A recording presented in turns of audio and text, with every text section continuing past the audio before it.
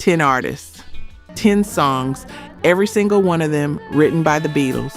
Of letting you go just as long as you. Not covered, not inspired by, written word for word, note for note by Lennon, McCartney, or Harrison, and then handed off to someone else. Some of those artists knew exactly what they had. Some didn't. And in at least one case, the man who wrote the song buried his own name so deep nobody could find it for weeks. This is the history they didn't put on the label.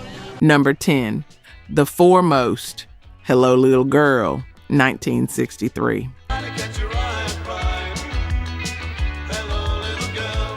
Here's a song most people don't know, which is remarkable given that the man who wrote it is one of the most recognized human beings of the 20th century. John Lennon was already a Beatle. Beatlemania was spreading across the UK like something the world hadn't seen before, but Hello Little Girl didn't start in 1963. Lennon wrote it years earlier, as a teenager, before the Cavern Club, before anything. It was one of his first real attempts at putting something honest down on paper. And here's what gets me about this.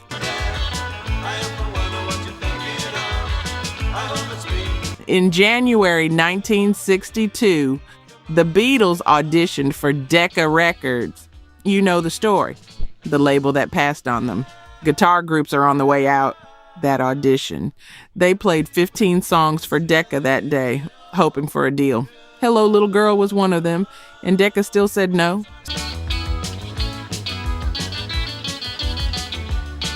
So the Beatles moved on, found Parlophone, changed music forever, and the song kept sitting there in Lennon's back pocket. By 1963, Brian Epstein had assembled a whole community of Liverpool talent, and one of those acts was The Foremost.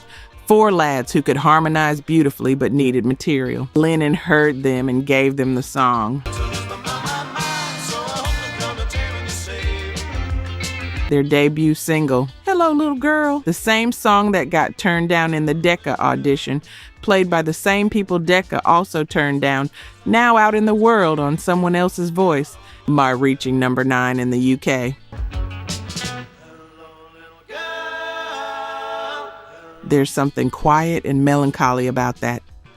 A song a teenager wrote as his first real attempt at something meaningful, rejected with the whole band, and finally heard years later through someone else. If you've ever watched something you created find its life in another person's hands, you know that's a complicated feat.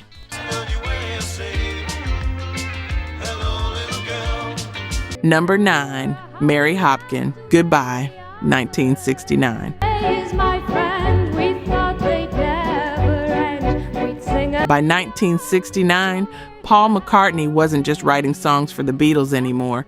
He was running an entire label, and he was writing songs with very specific people in mind. Mary Hopkin. If you know the name, you know the voice. Warm, clear, folk-leaning in a way that felt almost out of time. Even in 1968, she won a British television talent competition called Opportunity Knocks. Paul McCartney saw the broadcast. He called the label. She was signed within days.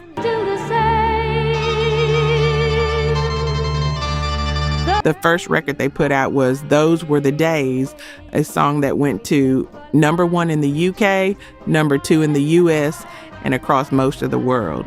The girl from Wales was suddenly one of the most heard voices on the planet. And then came the hard part, the follow-up, because when your debut goes to number 1, the second record carries a weight that's almost impossible to describe. Every decision matters.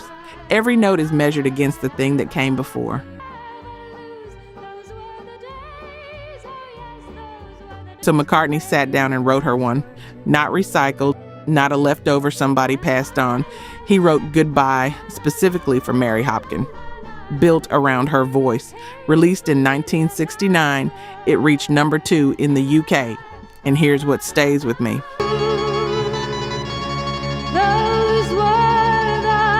This was 1969. The Beatles were quietly, painfully disintegrating, legal battles, creative fractures. The whole thing coming apart in slow motion behind closed studio doors. In the middle of all of that, McCartney stopped, sat down, and then wrote a song for a 19-year-old singer who needed a hit. Not because it benefited him directly, because he genuinely wanted to see her succeed. She later said publicly that she regretted stepping away from music as quickly as she did. That pressure and circumstance pulled her in other directions before she was ready, which makes that gesture mean even more looking back. He saw something in her worth protecting, whether the industry gave her everything she deserved after that. I'll let you decide.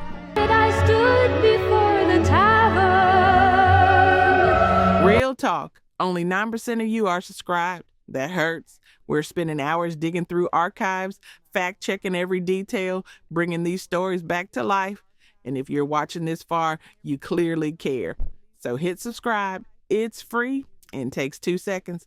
Now, to my subscribers, barely any of you have joined the membership. And honestly, that stings even more. You know the work we put in. You keep coming back. If these videos have ever made you feel something, if this music means something to you, join the membership.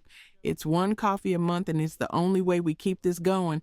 Let's build this together. All right, back to it. Number 8, Billy J. Kramer, Bad to Me, a 1963. Birds in the sky would be sad and lonely if they knew that There's a very specific detail about how this song came to exist. John Lennon was on vacation in Barcelona, Spain.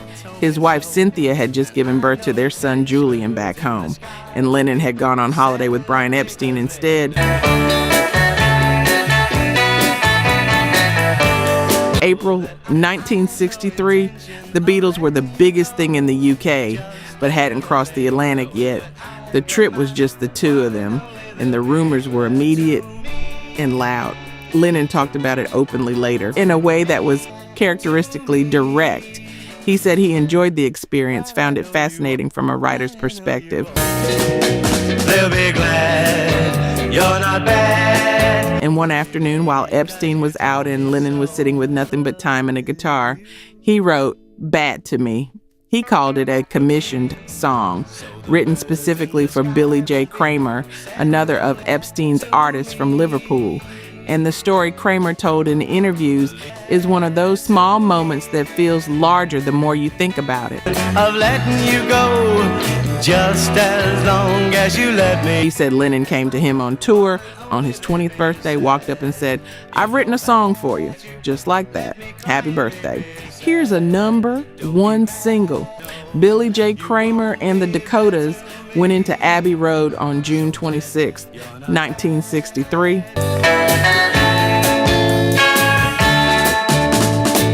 Paul McCartney was there for the session. They recorded the song. It shot to #1 in the UK that August. And then, stay with me here, the record that knocked Bad to Me off the top of the charts was She Loves You by the Beatles. So the birds in the sky won't be sad and lonely. John Lennon used a song he wrote for someone else as a stepping stone for his own career to climb even higher. He knocked his own gift off the charts, and Kramer knew what that meant. To me. He said in later years he understood he'd been handed something extraordinary, that a song written for you, specifically for you by John Lennon, that wasn't something you forgot. He was right. To me. Number 7, Cliff Bennett and the Rebel Rousers, Gotta Get You Into My Life, 1966. You didn't run, you didn't lie, you know I wanted just a hold. Here's a version of Got to Get You Into My Life you may not have heard. And the reason it exists tells you something real about the way Paul McCartney saw his own work. I'll never leave, if I do, I know the way. The Beatles had just finished Revolver. And if you know anything about that album, you already know the weight of it. Dense, layered, psychedelic, in ways that pop music hadn't tried yet. Got to Get You Into My Life was on it. Blazing horns, R&B groove. I got to get you into McCartney later admitted it was a love song, not to a woman but to marijuana, which he kept quiet for years. But at the time, it just sounded like someone who'd been listening to a lot of Motown and decided to see what happened if you leaned all the way in. McCartney was a fan of Cliff Bennett, an R&B singer with a voice built for exactly this kind of material. And McCartney was so sure this song was right for him that he didn't just hand it over. He produced the single himself, walked into the studio, ran the session, made the decision, gave his own work to someone else, and then stood in the room to make sure it was done right. The single came out in August 1966, the same month Revolver dropped. Cliff Bennett's version went to number 6 in the UK, which means McCartney effectively released the same song twice in the same month and charted with both versions, as a Beatle and as a producer standing behind someone else.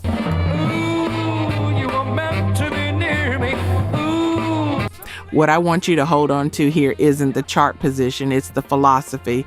Most songwriters are protective. They write something great, they keep it. Paul McCartney wanted to hear what happened when a great song landed in the hands of a great singer who wasn't him.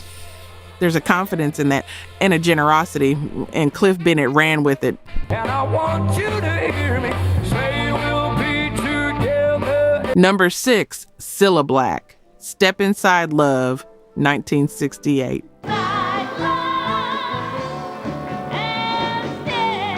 Most songs get written in one sitting. A burst of inspiration, a late night, a finished draft. This one got written in pieces across several months in response to things happening in real time. And one verse was written because Cilla Black looked tired. Cilla Black had been given her own BBC television variety series, eponymous, her name on the door, and one of the first female performers in the UK to get that kind of platform. She needed a theme song, and she asked Paul McCartney. He said yes. Let me find you a place where the cat... And then McCartney went home, picked up an acoustic guitar, and came back with one verse and a chorus. That's it. That was Step Inside Love at the beginning. A greeting, a welcoming, warm and bossa nova inflected. Step Inside Love, just that.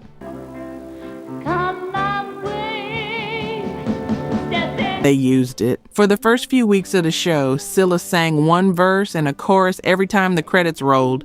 Then the letters started arriving at the BBC, thousands of them. Please, where can we get a recording of this? So now it needed to be a proper single, which meant it needed to be a proper song. McCartney had to come back and write more.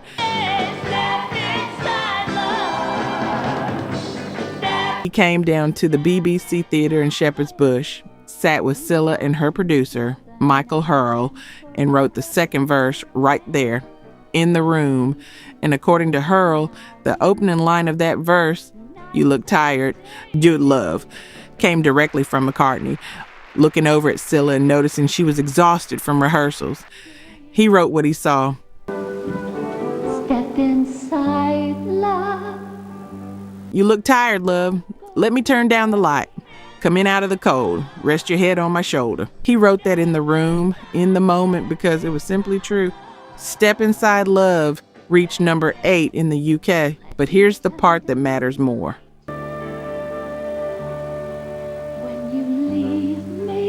The song was Cilla's theme for 4 full series of the show, running until 1971. McCartney wrote something for a friend that outlasted any chart position.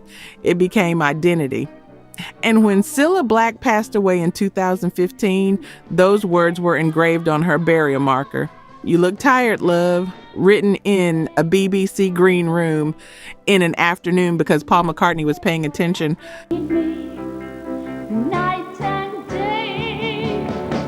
Number 5, The Silky, You've Got to Hide Your Love Away, 1965.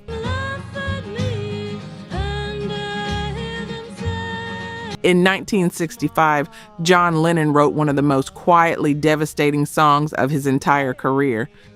And before most of the world even heard the Beatles version, he gave it away and then showed up personally to make sure it was done right. Hey, you've got to hide your love away. The Silky were a folk group from Hull, England.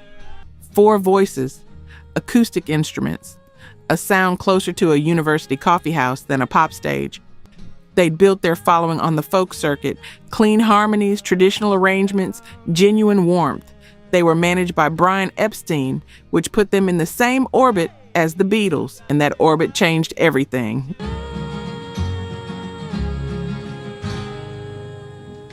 You've Got to Hide Your Love Away appeared on Help in 1965. Lennon's most openly Bob Dylan influenced composition, raw, spare, personal, in a way that felt different from his earlier work. He wrote it from somewhere real, and he decided the Silky should record it. He produced the session himself, but here's the part you need to hear.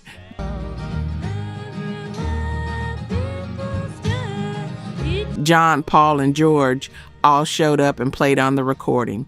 3/4 of the most famous band in the world in the studio, serving as the backing band for a folk group from Hull that almost nobody outside the UK had heard of. And they didn't put their names on it. You know what that means? It means 3 Beatles believed enough in that song and in the Silky to give up an afternoon and play on someone else's record, uncredited, because the music deserved it. If she's gone, I can't go on. The Silky's version reached number 10 in the UK and 28 in the US. And if you didn't already know the story, nothing in the recording would tell you 3 Beatles were in that room.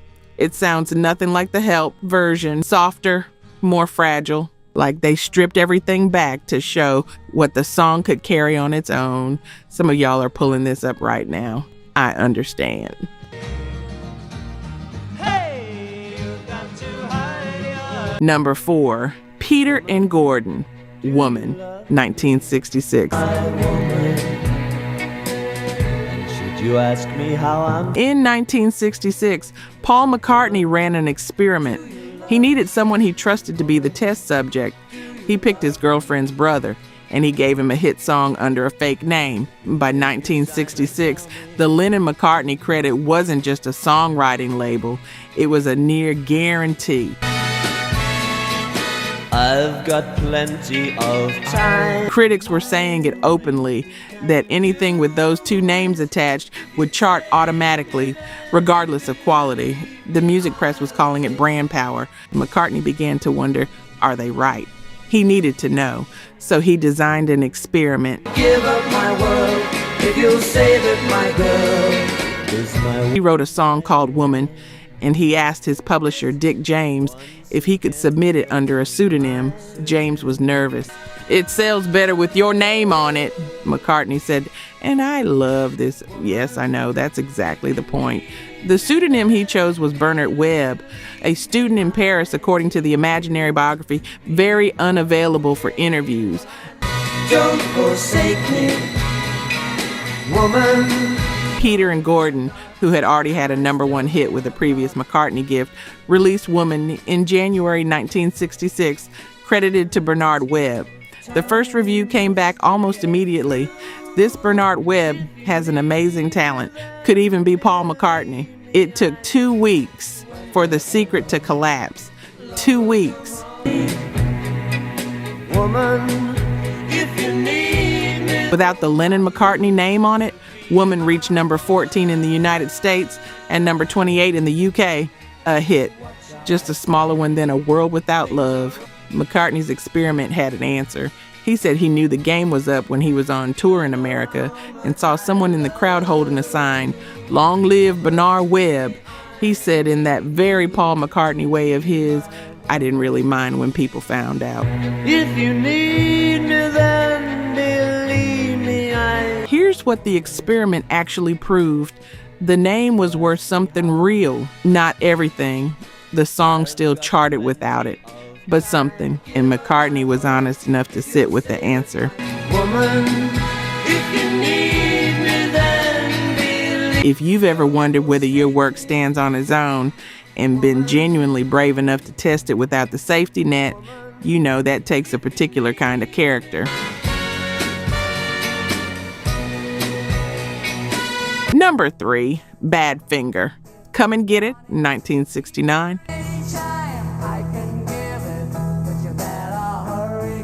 Paul McCartney snuck into Abbey Road before anyone else arrived, used Ringo's drum kit, played every instrument himself, was done in under an hour, and then he handed the whole thing to a band that hadn't had a hit yet and told them, "Don't change anything."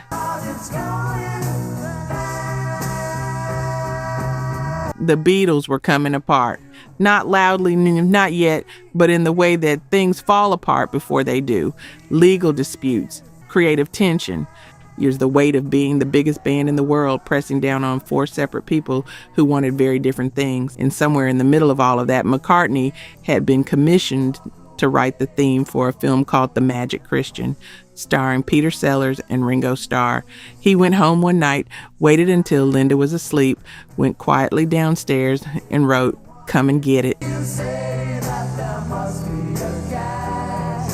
The next morning, before the Beatles' Abbey Road session began, McCartney arrived early. He laid down piano, vocals, drums, bass, and maracas. A single take for the piano and vocals, done in just over an hour.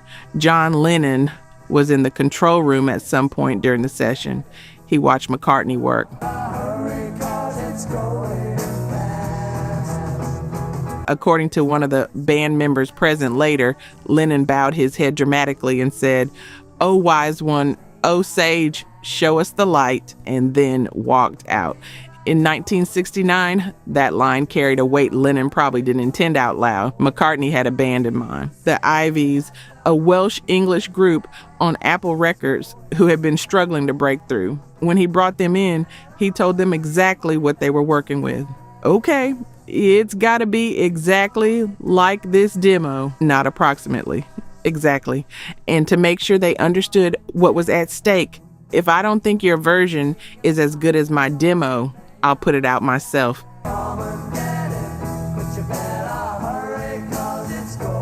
He auditioned all 4 members individually for the lead vocal. He picked Tom Evans. The Ivies changed their name to Badfinger before the single was released, a name taken from an early working title for With a Little Help from My Friends. Come and Get It came out December 1969 and reached number 4 in the UK and number 7 in the US, their breakthrough, the beginning of something.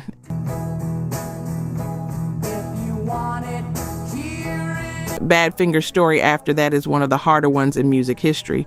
Mismanagement, legal battles, profound loss. But Come and Get It sits apart from all of it.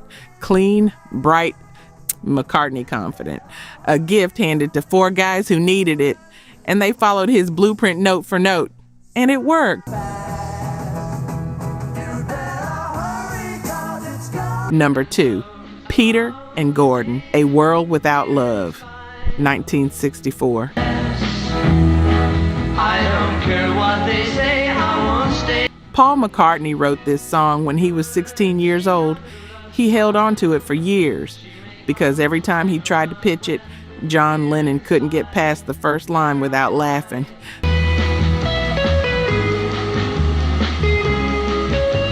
Please Lock Me Away. That's how it opens. And according to Lennon, every single time the song came up, he'd get to that line and it would just break him. Please lock me away. Yes, okay. Done.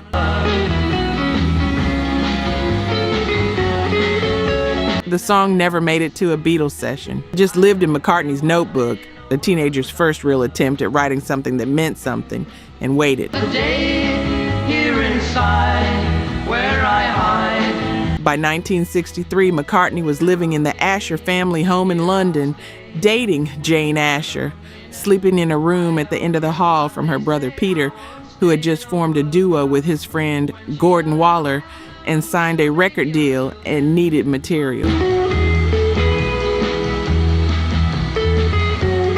McCartney could hear them singing around the house, 2 voices blending in a way that was genuinely special. And he offered them the song he'd been carrying since he was 16, the one Lennon couldn't take seriously. I don't A World Without Love came out in February 1964. It reached number 1 in the UK in April, displacing the Beatles' own Can't Buy Me Love from the top spot. And in June 1964, it hit number 1 in the United States, the first Lennon-McCartney composition to top the American charts recorded by an artist other than the Beatles. Written when McCartney was 16, kept in a drawer because his own songwriting partner laughed at the opening line.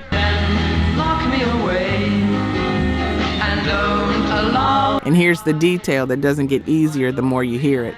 McCartney originally offered this song to Billy J. Kramer, who already had a number 1 Lennon-McCartney gift. Kramer heard "Please Lock Me Away" and passed. He turned it down.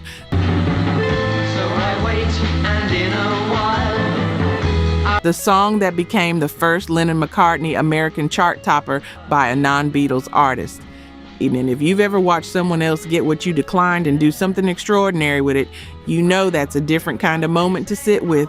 I don't care what they say, I won't stay in a world without. A song written at 16, laughed out of every Beatles session, offered to one artist who said no, given to another who said yes. And it went to number 1 in 2 countries. That's number 2. The last entry on this list is the moment they wrote the song in the corner of the room while the people they were giving it to watched. And we need to talk about that. True love smile, she may come, I know not when. Number 1, The Rolling Stones, I Want to Be Your Man, 1963.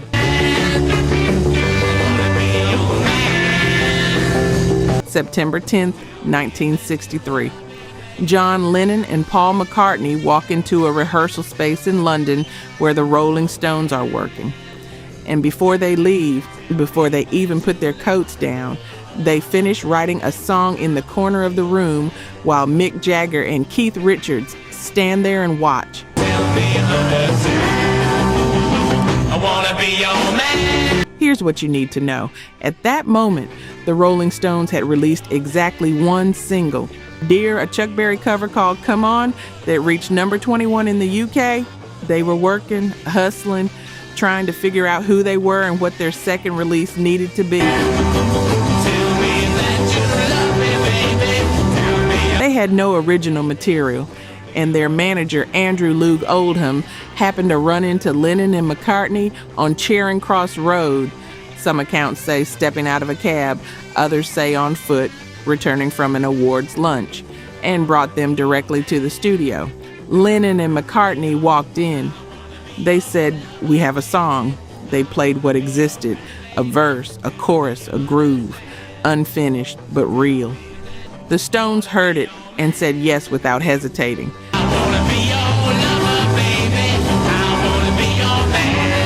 They liked the feel of it. And then, this is the moment, Lennon looked at McCartney, and they walked to the corner of the room together and finished writing the song right there in front of everyone. Jagger and Richards watching in real time as 2 people completed something. Mick Jagger described it in 1968. They were really hustlers then. I mean, the way they used to hustle tunes was great. Hey Mick, we got this great song. So they played it and we thought it sounded pretty commercial. But Keith Richards took something else away from that afternoon. Watching Lennon and McCartney disappear into a corner and come back 20 minutes later with a finished song, it changed the way he thought about songwriting. He said that moment was the beginning of him and Jagger seriously trying to write. If these 2 could do that on demand, in a corner, in front of strangers, why couldn't they? Lennon himself confirmed it. Paul and I just went off in the corner of the room and finished the song off while they were all still there talking. I wanna be your man. Wanna be your man. We came back, and that's how Mick and Keith got inspired to write. Jesus, look at that. They just went in the corner and wrote it and came back. Right in front of their eyes, we did it. I Want to Be Your Man came out November 1st, 1963. The Stones' second single, their first top 20 hit in the UK. And on January 1st, 1964, they performed it on the very first episode of Top of the Pops, The Launch.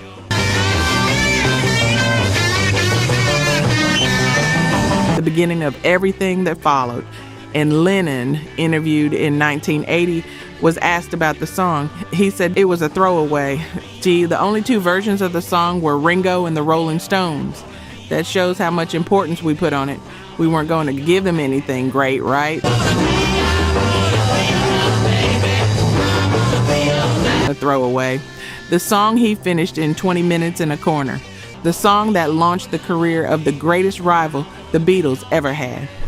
The song that taught Mick Jagger and Keith Richards they could write. Throwaway. Some of y'all have known that story for years. Some of you just learned it today. Drop your number one in the comments. I want to know which of these 10 hit you hardest. I already know the comments are going to be split. I already know.